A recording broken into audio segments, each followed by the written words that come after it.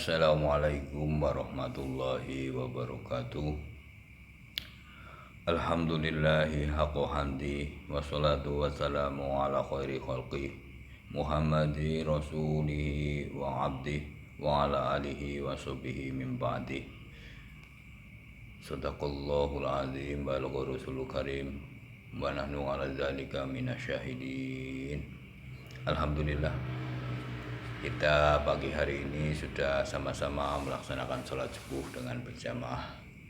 Mudah-mudahan dengan sholat yang kita lakukan ini mendapatkan keridhaan Allah Subhanahu wa Ta'ala. Allahumma amin. Jamaah subuh yang dimulai Allah Subhanahu wa Ta'ala, memang pada pagi hari ini kita akan memberikan suatu kajian, tapi kita sama-sama bahwa masih banyak ya di dunia media itu telah beredar daripada seorang ulama ya yang telah menjadikan viral hanya gara-gara menyampaikan suatu hal yang mungkin memang secara adab tidak sesuai dengan akhlakul karimah, sehingga menjadikan ia tercapik-capik ya, hancur ya semuanya. Tapi semua itu adalah suatu kehendak daripada Allah Subhanahu wa Ta'ala, yang dimana kita tidak tahu apa makna dari semua itu. Semoga kita selalu melihat kebaikan-kebaikannya. Allahumma amin. Semoga apa yang Allah diberikan padanya suatu pengalaman, karena kita tidak tahu maksud Allah Subhanahu wa Ta'ala menggerakkan daripada lisan kita, perkataan yang baik maupun perkataan yang tidak mengenakan. Tapi semua itu, setiap pergerakan, setiap ucapan itu Allah Subhanahu wa Ta'ala yang memberikan. Memang ada suatu keterangan di dalam suatu hadis ya.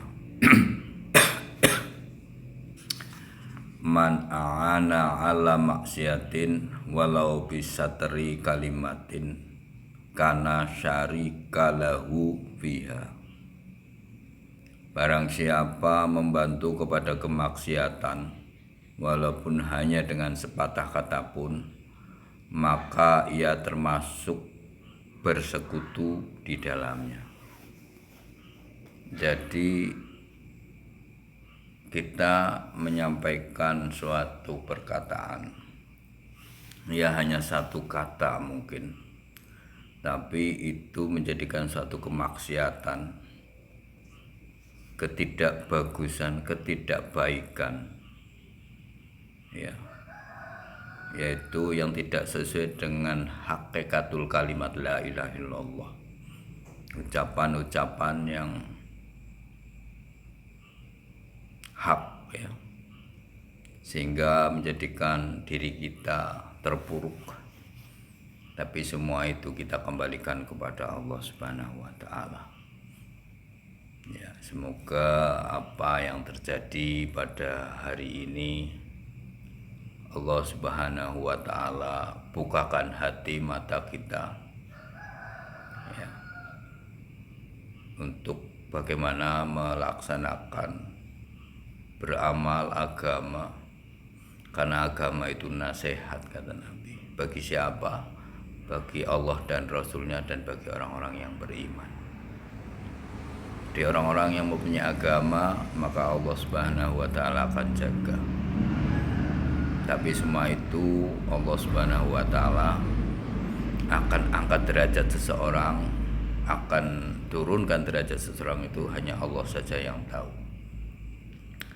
Kita hanya bisa melihat secara zahir, batin kita belum bisa melihat, karena mungkin batin kita sendiri pun masih banyak kotoran-kotoran, hijab-hijab yang menjadikan kita tidak bisa melihat kebaikan-kebaikan, sehingga apa yang kita lihat hanya keburukan-keburukan. Dan ada di dalam satu keterangan, yaitu di surat Al-Kahfi 104 ya. A'udzubillahi minasyaitonirrajim. Bismillahirrahmanirrahim. Alladzina dhalla sa'yuhum fil hayati dunya wa hum yahsabuna annahum yuhsinuna sun'a. Yaitu orang-orang yang sesat perbuatannya di dalam kehidupan dunia, sedangkan mereka menyangka bahwa mereka telah berbuat sebaik-baiknya. Inilah, itu di dalam Al-Quran sendiri telah disampaikan orang-orang yang sesat ya, perbuatannya itu di dalam kehidupan dunianya. Kadang-kadang dia merasa bahwa kehidupannya sudah dalam keadaan yang benar. Ini yang selalu dibisikkan oleh yang namanya syaitan.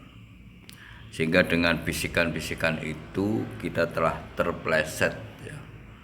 Telah terpleset ke dalam jurang kehancuran. Tapi kita selalu banyak beristighfar, bertobatlah sebelum ajal kita datang.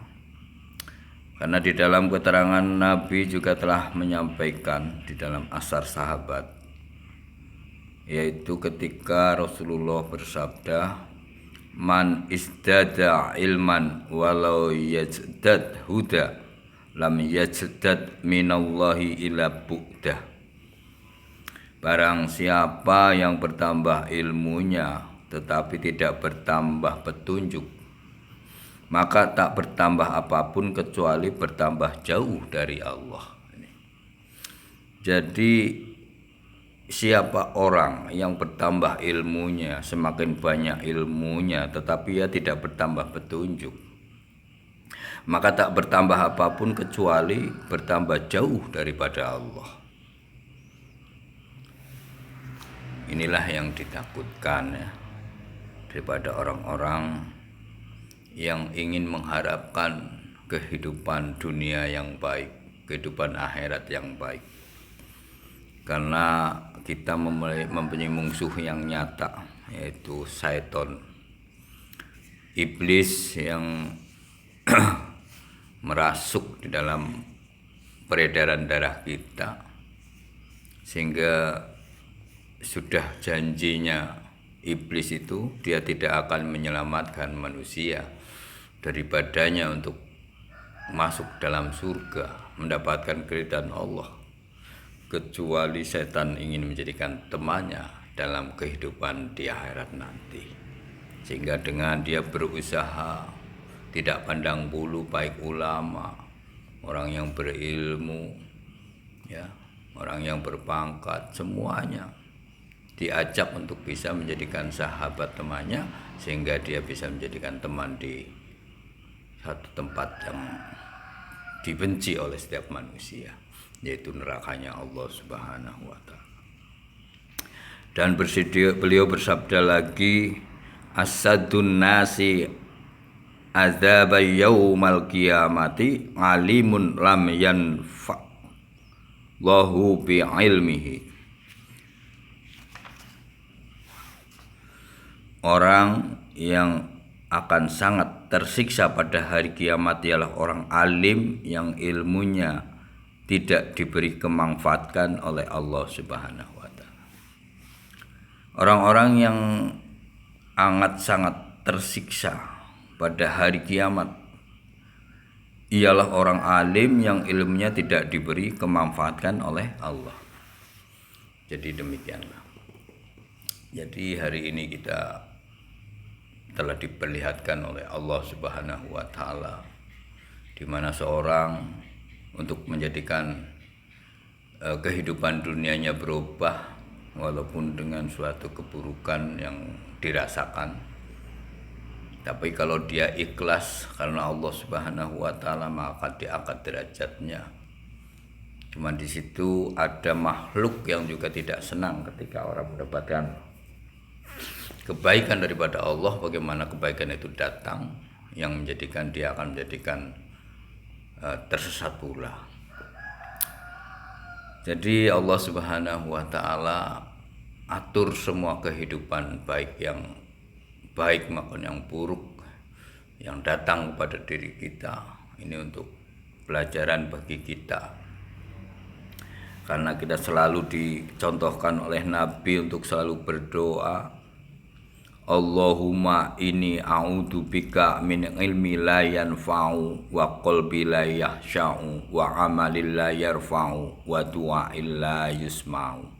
Ya Allah, sesungguhnya aku berlindung kepadamu dari ilmu yang tak berguna, dari hati yang tidak khusyuk, dari amal yang tidak diterima, dan dari doa yang tidak didengar.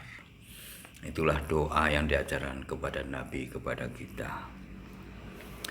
Mudah-mudahan Allah Subhanahu wa Ta'ala ketika kita menuntut ilmu jangan menjadikan kelompok-kelompok ya.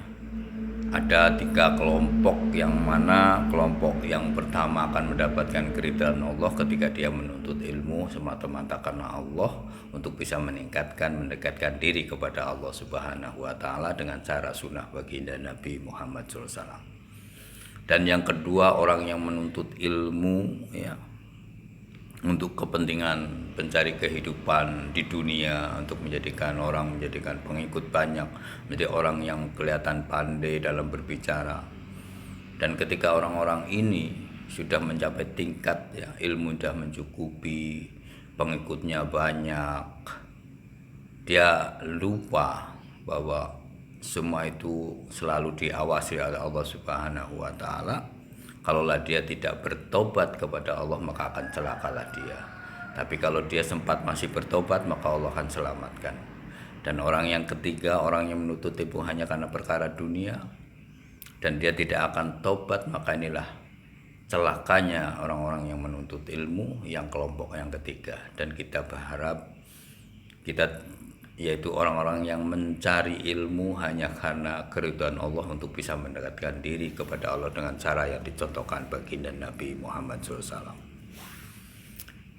Begitu pada pagi hari ini di kajian minggu pagi hari, semoga Allah Subhanahu wa Ta'ala pahamkan diri kita tentang kehidupan yang memang Allah Subhanahu wa Ta'ala ciptakan, di mana seseorang menjadi baik dan di mana seseorang menjadi buruk.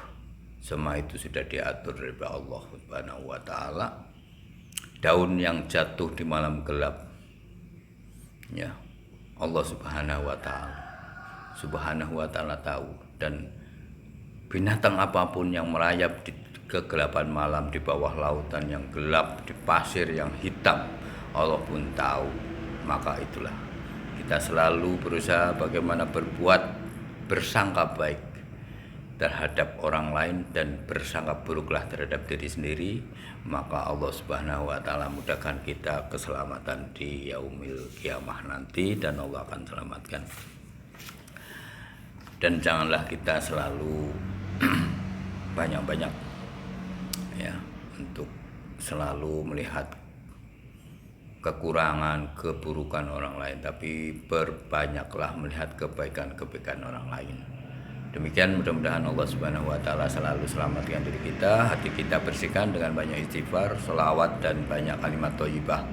Dan kita tutup bersama dengan doa kafaratul majelis. Subhanakallahumma wa bihamdika asyhadu an la ilaha illa anta astaghfiruka wa atubu ilaik. Wassalamualaikum warahmatullahi wabarakatuh.